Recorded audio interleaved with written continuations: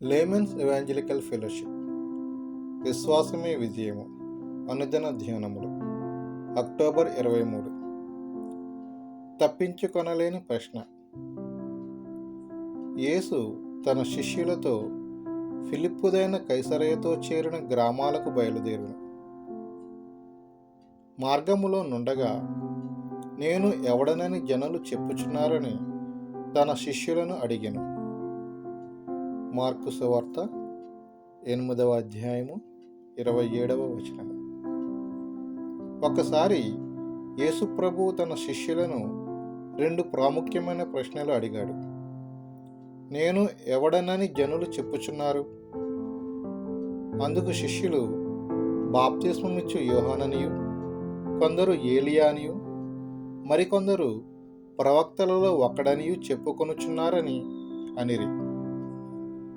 బాప్తిస్మమిచ్చు యోహాను అను గొప్ప దైవజనుడు నాయకుల పాపములను, రాజభవనములోని పాపమును ఖండించుట ద్వారా జనసమూహములను ఆకర్షించుట, ఇంకా వాళ్ళ మనసులలో ఉన్నది ఏలియా ప్రార్థనకు జవాబుగా పరలోకములో నుండి అగ్ని దిగివచ్చి ఆ దహన బలిని దహించి వేసినది.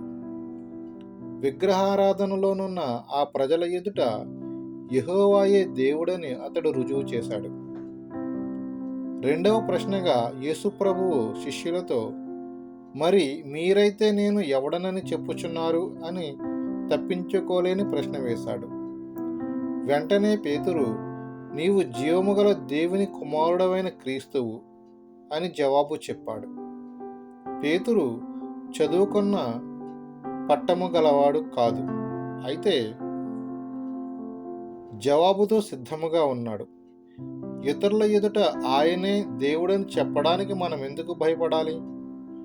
నిజముగా మనము అతిశయించాల్సి వస్తే మన ప్రభు అయిన యేసుక్రీస్తుని బట్టియే మనము అతిశయించాలి. ఖచ్చితమైన ఆయన చిత్తానికి లోబడి ఆయనను పొందితే అప్పటి నుండి ఆయనే నీకు ఆనంద కిరీటముగా మారుతాడు. పేతురు నీవు క్రీస్తువు అని అన్నప్పుడు అతనికి మత పెద్దలలోని వాగ్వాదమును గూర్చి బాగుగా తెలుసు. మత నాయకుల మధ్య ఈయన దేవుని అభిషిక్తుడు కాదు, మేరీ యొక్క కుమారుడు మాత్రమే, అతడు వడ్రంగివాడు అని పెద్ద వాగ్వాదము జరిగినది. అది పేతురు తేటగా ఎరిగి ఉన్నాడు. ఈయనే విమోచకుడనియు రక్షకుడనియు ఏమాత్రము సంశయము లేకుండా పేతురు హృదయాంతరంగములో నమ్మిక కలిగి ఉన్నాడు. యథార్థముగాను ఖచ్చితముగాను ఆయనే ప్రభువు, రక్షకుడని నిర్ధారణ కలిగి తెలియజేయుటలో ఎంతో సంతోషము, ఉత్సాహము ఉన్నాయి.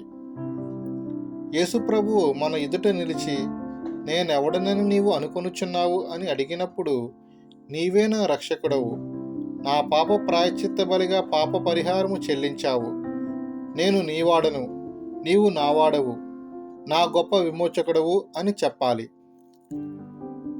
ఎన్ దానియేల్ గారు.